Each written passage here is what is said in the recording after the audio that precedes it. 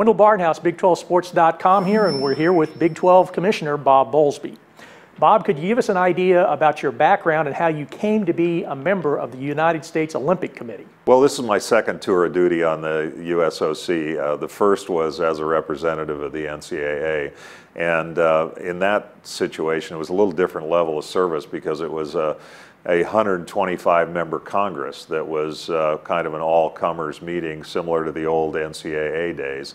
All the national governing bodies were represented and all of the multi-sport organizations, and so it was quite a different group from the board that I serve on now.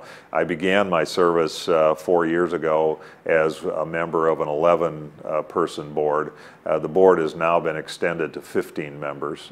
There are probably a third of the group that are former Olympians that are now significant participants internationally, members of the IOC or former athletes. And so we have quarterly board meetings. I serve as the chair of the compensation committee, so in that role I spend a lot of time on employee benefits and on relations with the national governing bodies, on executive compensation, and all the things that go along with those kinds of aspects of it.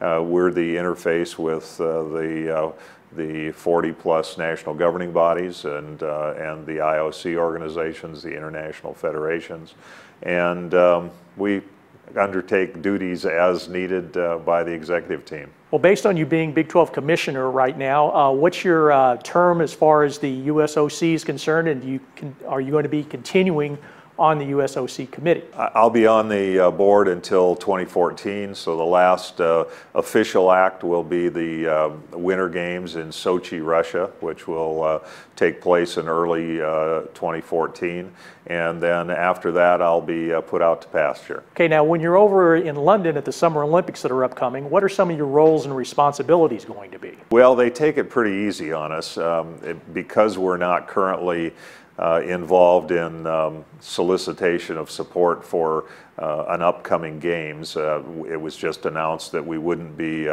attempting to get the 2020 games or in all likelihood the 2022 games. And so we will, unlike Beijing where we spent a lot of time working on Chicago's bid, the London Games will not have quite that level of advocacy. We'll have a board meeting while we're there. We'll attend a lot of the events. We will have some social functions as a result of the First Lady's party being there. We will entertain sponsors that are supporters of the USOC.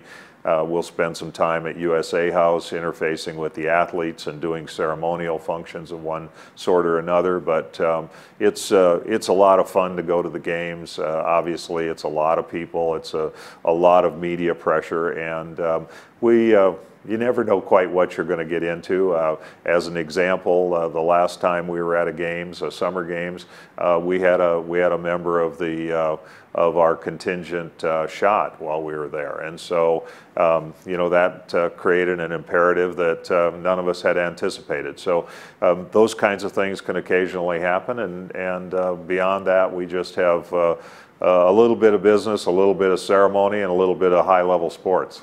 The Big 12 has dozens of current and former athletes competing in the Olympics. What do you see as the values for those student athletes to be able to compete at the highest level in an Olympic-type atmosphere? Well, obviously bringing a lot of honor to their families and their schools and our conference is a big part of that. But I've always thought that the opportunity to participate in professional sports after college or in an Olympic undertaking of one sort or another was really a highly desirable byproduct of a high-quality campus experience. And about 85% of our Olympians in the Summer Games are produced by America's colleges and universities. And so our conference and our member institutions have a big role in that process. And for the kids that are good enough and competitive enough and have achieved at a high enough level, it's a terrific capstone experience for them. There isn't any question about that.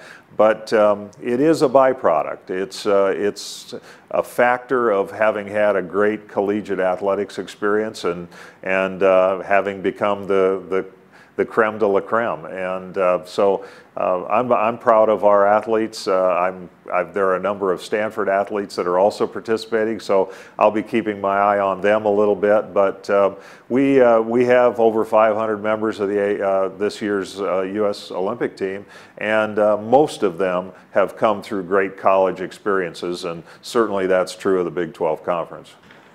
Thanks, Bob. We appreciate that update on your responsibilities with the United States Olympic Committee. For the Big 12 Digital Network, I'm Wendell Barnhouse.